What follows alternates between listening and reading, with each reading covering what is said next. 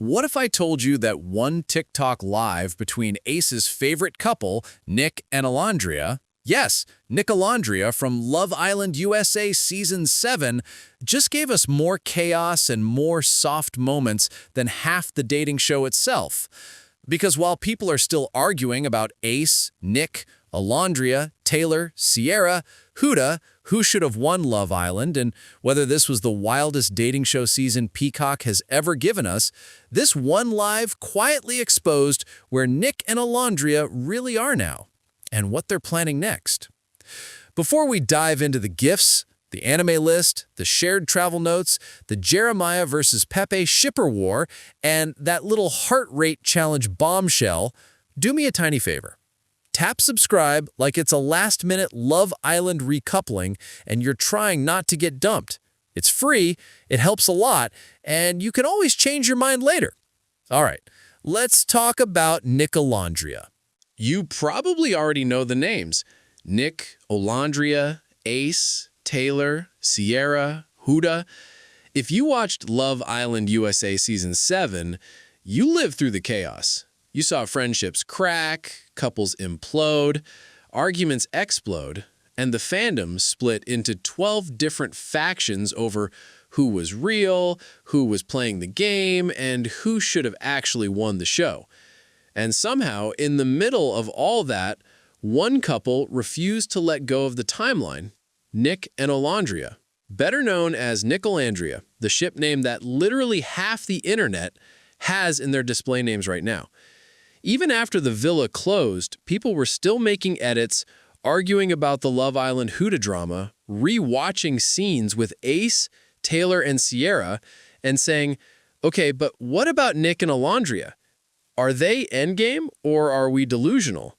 Then, this TikTok Live happened, and it made everything 10 times more complicated and 10 times cuter at the same time. Let's set the scene. Nic is clearly in motion. He's been on the road.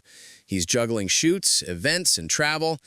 You can hear the tiredness in his voice, but he still pops into the live because it's Olandria. Meanwhile, Olandria is sitting there looking like she stepped straight off a mood board. Jacket on, hair laid, that calm but chaotic energy that only she can pull off. Chat is flying. People are asking questions, throwing jokes, dropping gifts. They're teasing him about the cough. He's joking about choking on water, and they're trying to figure out time zones like it's a group project. How is it still daytime there? We're a few hours behind you.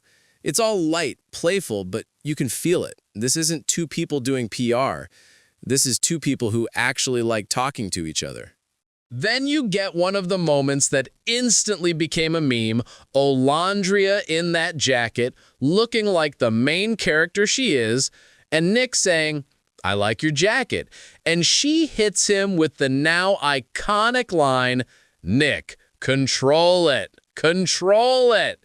And of course, chat immediately does the opposite. Half are yelling, don't control it. The other half are yelling, no, control it. And everyone is low-key living for the fact that she knows exactly what she's doing and he knows exactly what she's thinking. That's the energy of this live. They're flirting, they're joking, but underneath all of that, they're also quietly planning a life that doesn't look very casual at all. Let's start with the softest part, the anime and travel lists. Somewhere in the middle of the live, the conversation shifts. Nic talks about how he has a list of anime shows ready for her. Demon Slayer, Attack on Titan, Hunter x Hunter, One Piece, all the usual suspects. And there's one rule. She's not allowed to watch them without him. That sounds silly on the surface, but think about it. Nobody sets anime do not watch without me rules with someone they see as temporary. That's the kind of rule you make when you're quietly building traditions. She's like, I'm not going to watch it without you. And he's listing what he's seen, what's good, what's on the list. And chat is just watching them plan a shared watch list like a couple who already lives in their own little universe. Then they level up. They start talking about travel. Turkey, Istanbul, new places she hasn't been yet. Sweden, Stockholm, New Zealand. And instead of, oh yeah, that would be fun someday, you hear them say things like, let's add it to the list. And I'll just share the note with you. They literally talk about creating a shared note on their phones, a list of places they want to go together. Not just places I want to go, but places I want to go with you. And then comes one of the cutest ideas, a big map or photo wall. Every time they visit a new place, they take a photo, probably on that vintage camera she bought, and they pin it on the map or add it to a photo book. They mention having matching little cameras for travel vlogs, talking about recording trips, sharing memories, maybe even YouTube content down the line. That's not situationship energy. That's we're building a shared life energy. If the live had ended there, fans would have already had enough to scream about. But of course, it didn't. Because just when the vibes were at soft couple planning vacations, the fandom chaos kicked in. The chat on that live was basically its own reality show. First, the TikTok gifs. Nic casually drops that he bought her a yacht, a TikTok yacht, obviously, and sent 1,000 roses. He's laughing about how he was just tapping the screen like crazy, and she's talking about how it goes so fast she can barely see who's sending what until she catches his name. So now picture it. Nic, in the middle of everything, just sitting there, tapping the screen 1,000 times to send gifts to Alandria on live. It's ridiculous. It's adorable. You cannot make this up. Chat is spinning. People are calling him Freaky Nicky, teasing him, dropping jokes, and he's half trying to control it and half leaning into it. Meanwhile, she's telling him again, Nic, control it. And of course, that's just gasoline on the fire. Then comes one of the funniest debates of the whole live. Who is the bigger Nic Olandria shipper, Jeremiah or Pepe? They start talking about how Jeremiah has been coming in strong, supporting the ship, commenting, reposting, all of that. There's talk about a baddie chain and how Jeremiah might actually get that chain because he's been so consistent. There's this playful idea that Pepe needs to step it up because Jeremiah is low-key taking the #1 fan spot. And the best part, they're not annoyed by it. They're laughing. They're in on the joke. They know they are the ship. They know people are invested. And instead of pretending they don't see it, they're sitting on live ranking their own shippers. If you've ever wondered whether they see the fan edits, the ship names, the fan communities, they do. And they're entertained. By the way, if you've made it this far into the video, be honest. You're invested too. So real quick, hit subscribe like you're spamming roses in a TikTok live and your thumb is already there anyway. You clearly care about Nic, Olandria, Ace, Taylor, Sierra, all this Love Island Season 7 drama, so you might as well join the channel. Now, let's talk about the bombshell that had everybody yelling at Peacock. At some point, someone in the chat asks the question that's been haunting certain corners of the fandom. Did Alandria skip Nic during the heart rate challenge? Remember, the heart rate challenge was one of those iconic Love Island moments where everyone's dancing, flirting, and trying to make hearts race. Fans have dissected every frame, every reaction, every tiny detail. And for the longest time, there was confusion over how Alandria handled Nic during that challenge and what exactly we did or didn't see. On the live, they bring it up. Chat wants answers, and Alandria does not dodge the question. She basically says, "Do you really think I would skip Nic? Absolutely not." The energy is very much, "Are you serious? Of course I didn't." She makes it clear. She did not skip him. She did what she was supposed to do. What does that mean? It means that in the actual moment during filming, she did her part to raise his heart rate. She didn't avoid him. She didn't ignore him. The connection was there. So why didn't we see all of that? That's where the fandom's frustration comes in. People started saying, wait, if she didn't skip him, then where's the footage? Why didn't we get more of that moment? Now, to be super clear and stay within YouTube's guidelines, we do not know every editing decision that was made. We don't know everything that was filmed and everything that hit the cutting room floor. Shows like this film a massive amount of footage and have to fit it into episodes. But from a fan perspective, it feels like we missed out on a key moment of Nic and Olandria's story. So you get people joking, "Peacock, we have a problem. Peacock, why do you hate Nic Olandria fans? Peacock, where is the heart rate footage? Drop it in the reunion." It's half humor, half genuine desire to see the full picture. And honestly, that one little confirmation from Alandria changes the way a lot of people view that episode. It adds weight to the idea that their connection was even stronger in the villa than some edits made it seem. But while everyone was yelling about the heart rate challenge, another part of the live was quietly doing something else, reminding everyone exactly why so many people respect Alandria beyond the ship. Somewhere in the conversation, the topic shifts to college, careers, and how she got where she is. And this is the part that doesn't always go viral on TikTok, but it should. She talks about being a first-generation college student. She started as a computer science major. We're talking about actually coding, C++, serious stuff. And she did that for years. Then, realizing what she wanted long-term, she switched majors into supply chain and ended up working as a demand planner. She mentions doing a 6-month co-op, which is basically like an extended internship that counts as a semester. She talks about how hard it was, especially during a time when it was already difficult to keep products on shelves. She's balancing school, work, and expectations while trying to build a competitive resume from scratch. She also shares how going to her university helped her build confidence, learn about herself, and feel proud of what she'd achieved.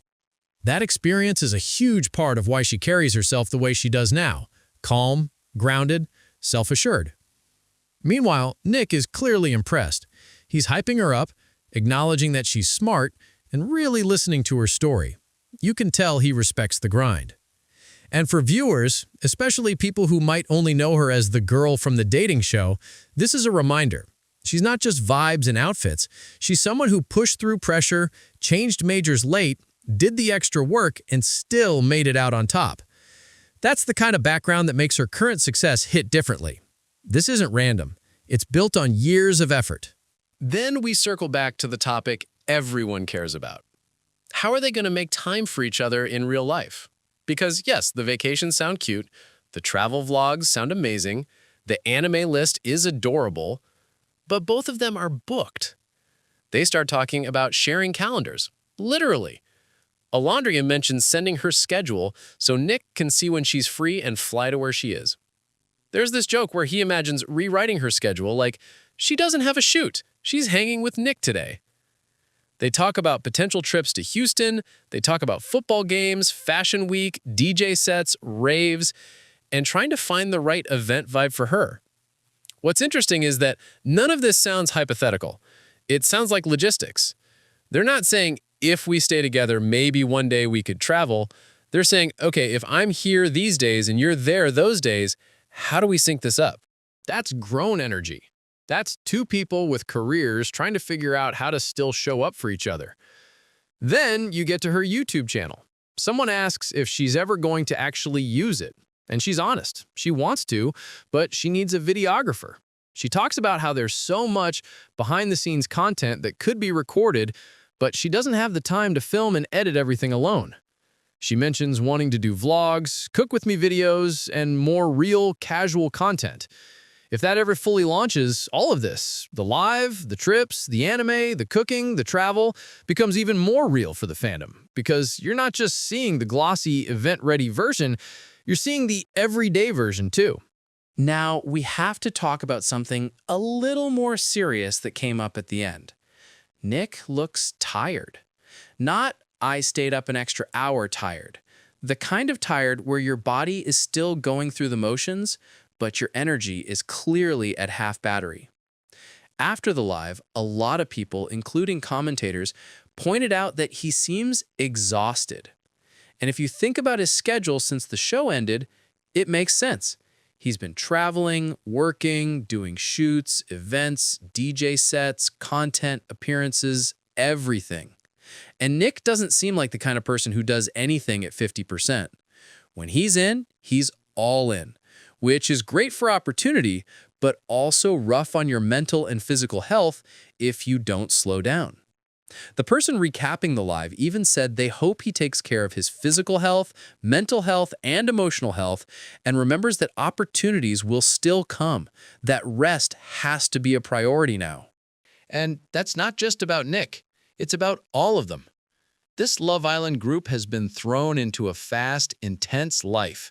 The schedules, the travel, the public attention, it's a lot. Seeing them laugh and flirt on live is fun, but it's also important to remember that they're humans trying to adjust to all of this in real time. At the same time, there's something really comforting about watching Nic and Olandria navigate this together.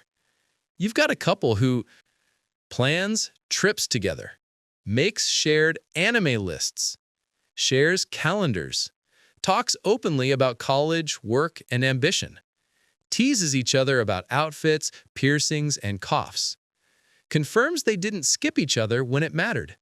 It's messy, it's sweet, it's very real. So what does this live tell us about where Nic Olandria is right now?